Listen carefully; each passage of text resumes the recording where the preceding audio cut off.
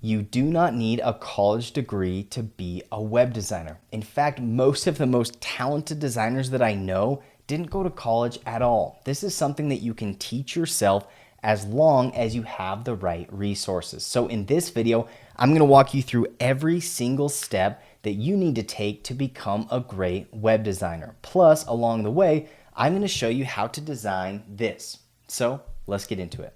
All right, so the first thing that you need to understand in order to become a proficient web designer are the core principles of design and how these work in conjunction with a website. And so rather than just list out these design principles and have you go out and do your own research, what I want to do is actually walk you through a live example and show you how these different principles apply to a website. And by the end of this, you're going to see how we're taking this very simplistic Dunder Mifflin website and turn it into something beautiful, okay?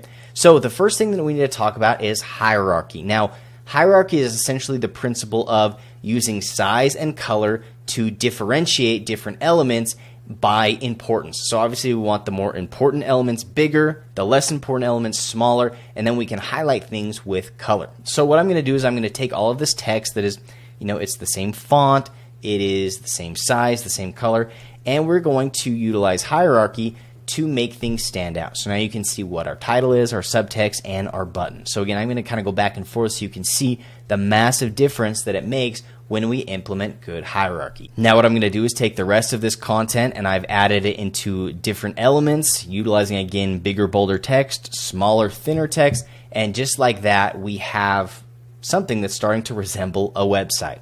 So the next principle that we want to talk about is alignment. Alignment is exactly how it sounds. We want to make sure that all of our elements are in a straight line or that they line up, whether that's to the right, the left, or the center, to make sure that it gives it a clean feel. So you can see right now, currently our text elements are certainly not aligned. So as we align those, again, it's going to start feeling a lot cleaner, a lot more professional, and we are another step closer to having a beautiful website. The next element that I want to talk about is spacing. Again, it's exactly how it sounds. We need to give all the elements of our website room to breathe. So just like that, we've stretched apart our different text elements. You can see as I go back and forth that we've made the logo a bit smaller. It just makes things feel more spacious and easier to consume.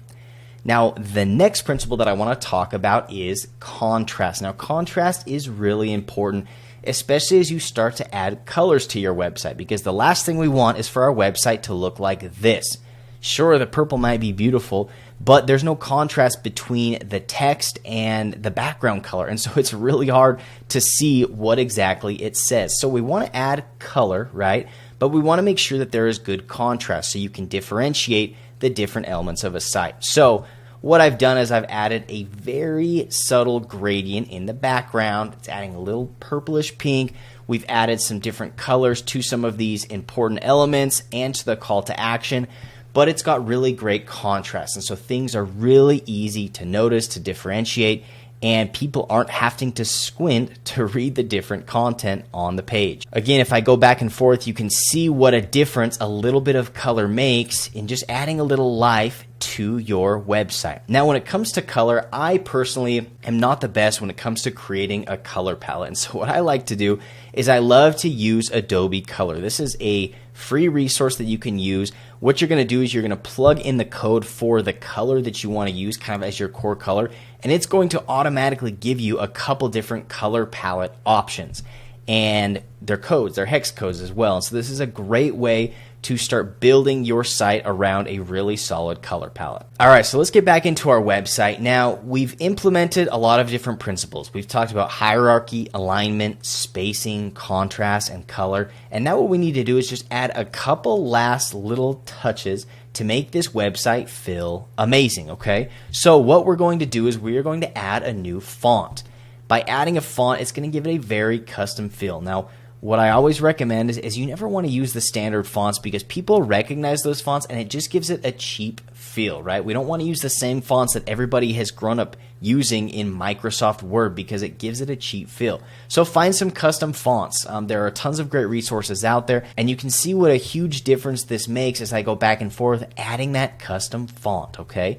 Now, the next thing that we're going to talk about is updating the look and feel of the imagery on our site. And so what I'm going to do is I'm going to take this kind of crummy clip art and we're going to make it a little bit more sexy.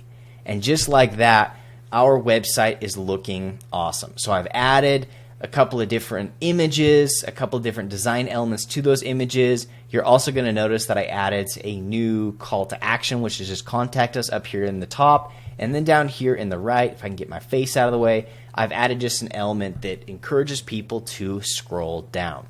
So as I go back and forth between what we started out with and then our new site, you can see with just implementing these few design principles, you're going to be able to create something really beautiful. The next thing that we need to understand are website conventions. If you don't know what a convention is something that website users become accustomed to and they expect. They're parts of the website that should always be the same. So a good example of this is the logo is in the top left-hand corner, and every time you click that logo, it's going to take you back to the home page. This is a convention, and there are a lot of these when it comes to websites and their functionality.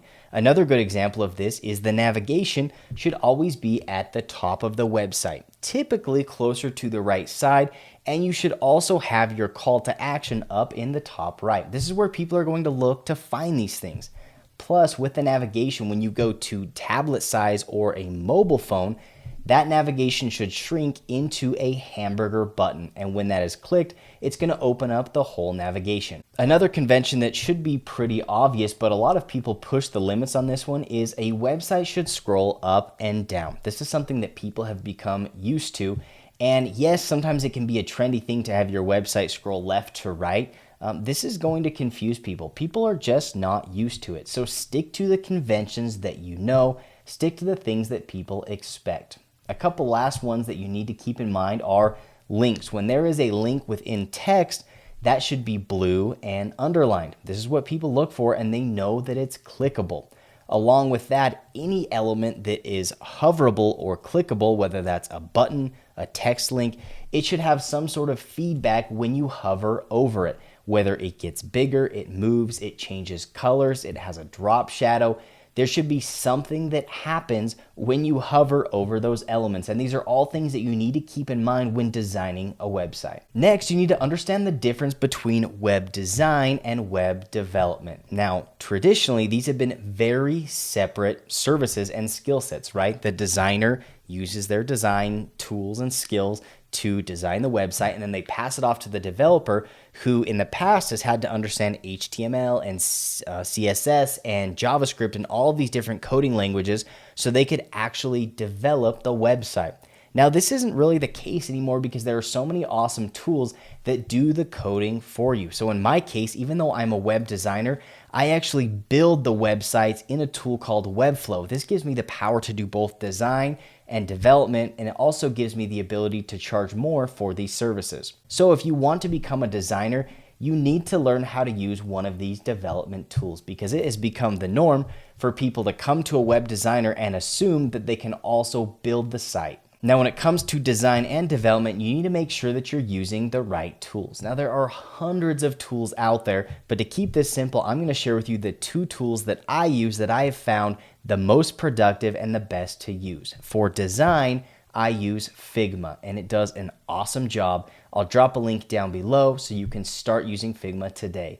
Now, when it comes to development, I use Webflow, and I've put out a ton of videos on Webflow. If you want to learn Webflow from scratch, here's a great video to watch right here. I'm also going to drop a link down below so you can create a free Webflow account. This next step is the funnest, and that is building out your portfolio and improving your skills. At this point, you just need to practice, right? You know the design principles, you know these website conventions, and now you just have to work on your craft. One thing that I would recommend is look at other websites that you like or you enjoy, and then try to recreate those, redesign them, and then redevelop them. These are great portfolio pieces to show people the awesome work that you can do, while also giving you guidelines of what exactly you're developing so you don't have to pull something out of your head or from scratch. Now, this should be the step that really proves to you that this is something that you're passionate about, and I truly hope that you are. For me, anytime that I get free time, I love to just get in and design and create. And as you do this, I hope that you grow a passion for that too. Now, another thing that's going to help you hone in your skills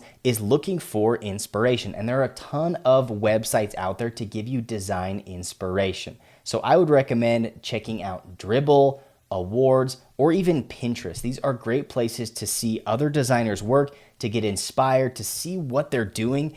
And this is going to be a great way to improve your own skill set. All right, so we've talked about all of the important steps to becoming a web designer, and now we need to talk about what your career path is going to look like. Because once you have the design skills, you need to decide what it is that you're going to do with those skills. So the first option, the most obvious, is you can go get a job as a web designer and become an employee. And this is a great way to earn a great wage and to be able to work on some awesome projects. The nice part about this is you don't have to worry about finding clients or finding projects. Those projects are going to get handed to you by your boss or by the marketing team, and then you just have to focus on design. Now, the one thing I will say is it might be a little bit harder to land a traditional design job if you don't have a college degree, but it's not impossible, especially if you have an awesome portfolio.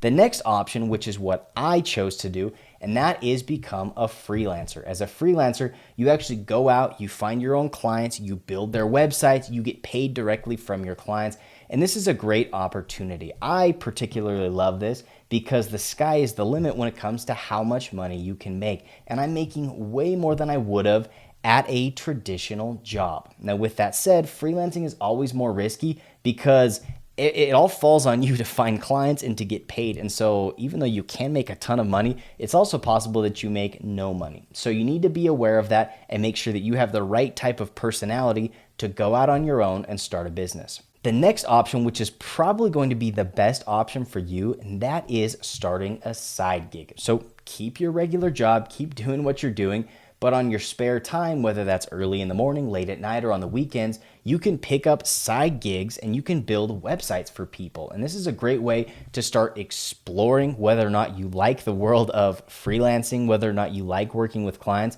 And you also can continue to develop and improve your skills on the side without having to leave your regular job. So I would highly recommend doing this. The last option, which is also a great option for you, and that is just using this as a hobby. If you like to create, this is going to be a great outlet for you. And so if you just want to design websites just because, that is totally fine. Again, I just hope that you find a love and a passion for this, and maybe it does grow into a business. Maybe it does push you towards a career in design, but if not, it's still a great skill to learn. And who knows, maybe down the road you want to start your own business and you're going to have all of the skills that you need to design and build a website for your business. So at the end of the day, regardless of what you choose to use these skills for, it's going to be a great thing to learn. Web design is one of the most highly sought after skills, and it's going to be forever because the world is only going more and more in the direction of tech and digital and online,